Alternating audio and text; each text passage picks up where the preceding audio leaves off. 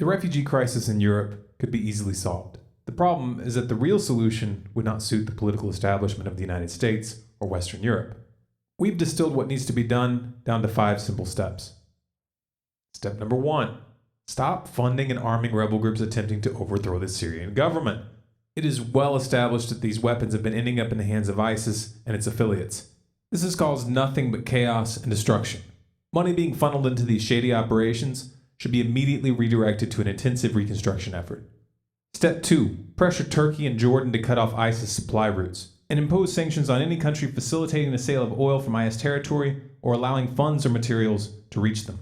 No army can function if their supply chain is broken. It's not an accident that these routes start at the Turkish and Jordanian borders. 3. Support the Syrian government. An entire year of U.S. airstrikes in Syria have utterly failed to destroy or even significantly weaken ISIS. If Washington really wanted to stop this group, they would take a hint from Russia and provide the Syrian government with weapons, training, and logistical support to enable them to push ISIS back. This means Washington and its allies would have to officially abandon all plans for forced regime change. They might not like Assad, but the majority of the citizens of Syria support him.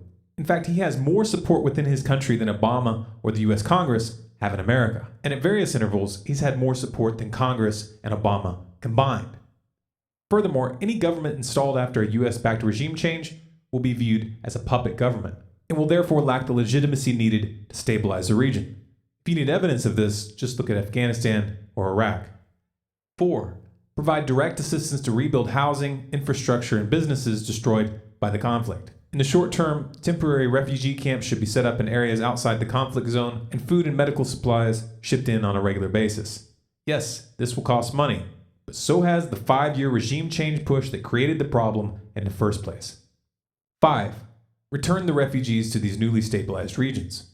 It is in no one's interest to flood Europe with masses of unemployed refugees. Doing so will only lead to heightened tensions and strengthen xenophobic movements. These people don't need to be transplanted into the ghettos of Europe. They need their homes back. This video is Creative Commons. You have permission to download and distribute any and all of our content through any venue, commercial or non-commercial. If you want more people to see this information, please remember to like, share, and comment. If you want to see how far the rabbit hole really goes, keep in touch. Subscribe to Storm Clouds Gathering on YouTube, follow us on Facebook, Twitter, and Google+, and you can sign up for email notifications of new releases on our website stormcloudsgathering.com.